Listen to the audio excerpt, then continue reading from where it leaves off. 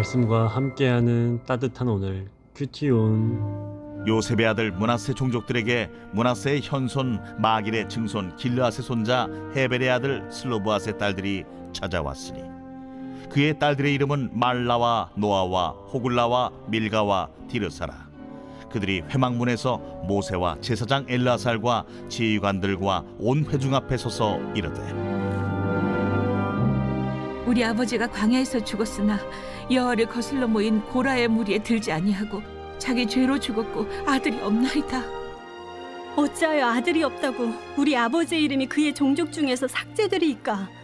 우리 아버지의 형제 중에서 우리에게 기업을 주소서.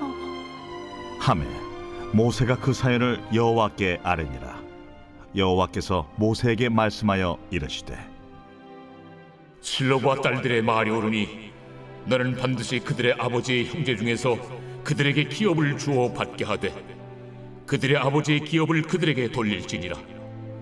너는 이스라엘 자손에게 말하여 이르기를, 사람이 죽고 아들이 없으면 그의 기업을 그의 딸에게 돌릴 것이요 딸도 없으면 그의 기업을 그의 형제에게 줄 것이요 형제도 없으면 그의 기업을 그의 아버지의 형제에게 줄 것이요 그의 아버지의 형제도 없으면 그의 기업을 가장 가까운 친족에게 주어 받게 할지니라 하고, 나 여호와가 너 모세에게 명령한 대로 이스라엘 자손에게 판결의 규례가 되게 할지니라.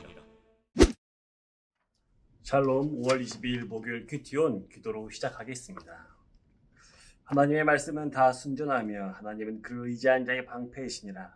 오늘도 하나님의 말씀으로 무장되어 하나님을 의지함으로써 하나님에게 의지하고자 내어 맡기고자 이 시간 함께 기도하며 나아가오니 하나님으로 방패 사오며 나아갑니다. 어려움과 고난 중에도 해결하심과 믿음을 더해 주실 것을 믿으며 예수님의 이름으로 기도드립니다. 아멘. 12지파의 인구를 다 세어보니 60만 1730명이었습니다. 물론 이 숫자는 남자 20세 이상 장정들만 세어진 숫자였습니다. 그 당시에는 전쟁에 나아가서 싸울 수 있는 남자들만 개수가 되었고 그들만 땅을 배분받았습니다. 집안에 남자가 없었다면 가나안 땅에 들어가서도 아무 땅도 받을 수 없었기 때문이었습니다. 그래서 오늘 본문에서는 슬로브앗의 5딸들이 나와서 아버지가 죽자 그들은 아무 땅도 분배받을 수 없게 되어서 자신들도 땅을 분배받게 해달라 요청하는 모습들을 볼 수가 있습니다. 그래서 이 문제를 해결하기 위해서 슬로브앗의 딸들은 모세를 찾아가게 됩니다. 우리 아버지가 광야에서 죽었지만 하나님의 말씀을 거역함으로써 죽지도 않았는데 아들이 없다는 것 때문에 땅을 나누어 받지 못하고 가문에서 아버지의 이름이 지워지게 되었는데 아버지의 친족들이 땅을 분배받을 때에 저희들에게도 땅을 주셨으면 좋겠습니다 라며 부탁드립니다. 이 이야기를 듣고 모세는 하나님께 바로 나아가 기도를 드립니다. 이에 하나님께서 모세에게 말씀하시기를, 슬로브앗의 딸들의 말이 옳으니 그들의 아버지 형제 중에서 그들에게 기업을 주어 기업을 받게 하고 그들의 아버지의 기업을 그들에게 돌리라 라고 말씀을 하십니다. 그리고는 묻지 않은 것까지 더 붙여서 말씀을 해주십니다. 너는 이스라엘 사람에게 말씀하기를, 어떤 사람이 죽었을 때 아들이 없이 죽었다면 딸에게 상속시키는 법을 만들도록 하라는 법이었습니다. 그리고는 모세는 하나님에게 말씀을 들은 그대로 백성들에게 전달해 주게 됩니다.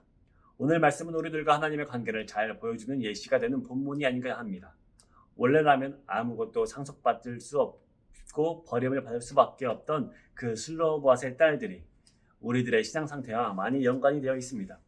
자격 없던 여인들이 간구함으로써 그 땅을 상속받게 된 것처럼 우리들도 원래는 자격 없는 자들로서 하나님에게 간청함을 통해서 얻게 하신 것들이 있다라는 것입니다.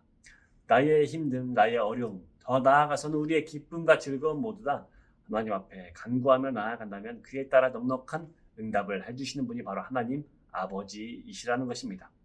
하나님을 믿으며 신앙생활을 더해간다는 것은 우리들의 문제를 해결해 나가는 것이 우리가 해결해 나가는 것이 아니라, 하나님을 믿으며 신앙생활을 더해간다라는 것은 우리들의 문제를 우리가 해결해 나가는 것이 아니라 힘든 일이 있을 때에, 또한 우리들에게 해결할 능력이 없는 문제를 맞닥뜨렸을 때 우리는 손을 놓고 그냥 있는 것이 아니라 하나님 앞에 나와서 기도해 해결해 나가야 한다는 것입니다.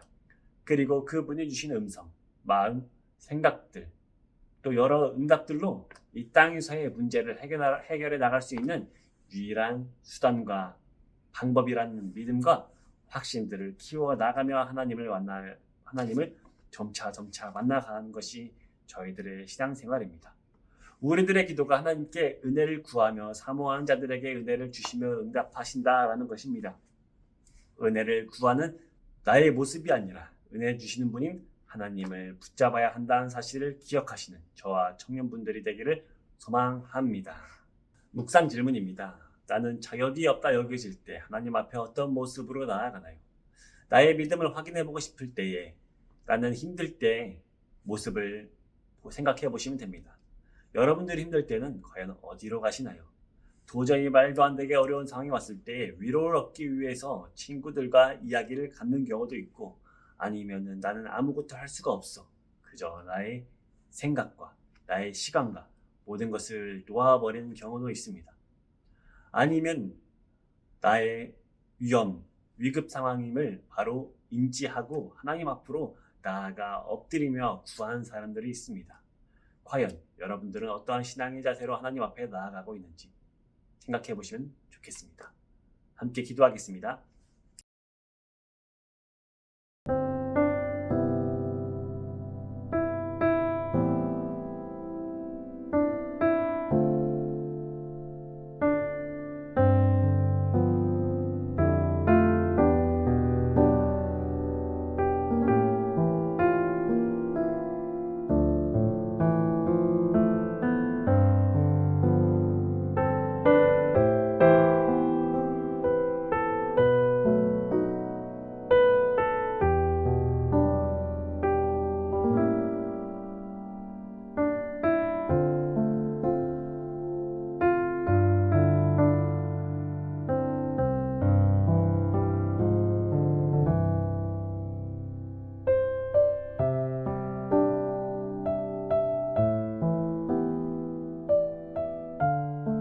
아무것도 염려하지 말고 다만 모든 일에 기도와 간구로 너희 구할 것을 감사함으로 하나님께 아뢰라 하신 말씀처럼 저희의 모든 것을 주께 엎드리며 간구하며 나아갑니다. 저희의 모든 어둠이 빛이 되게 하시고 저희의 모든 두려움이 기쁨이 되게 하셔서 세상의 틀 안에 갇혀서 주님을 바라보는 것이 아니라 주님 안에서 조성하신 세상을 바라보길 원하오니 저희들을 하나님의 자녀로 빚어가 주옵소서. 예수님의 이름으로 기도드립니다.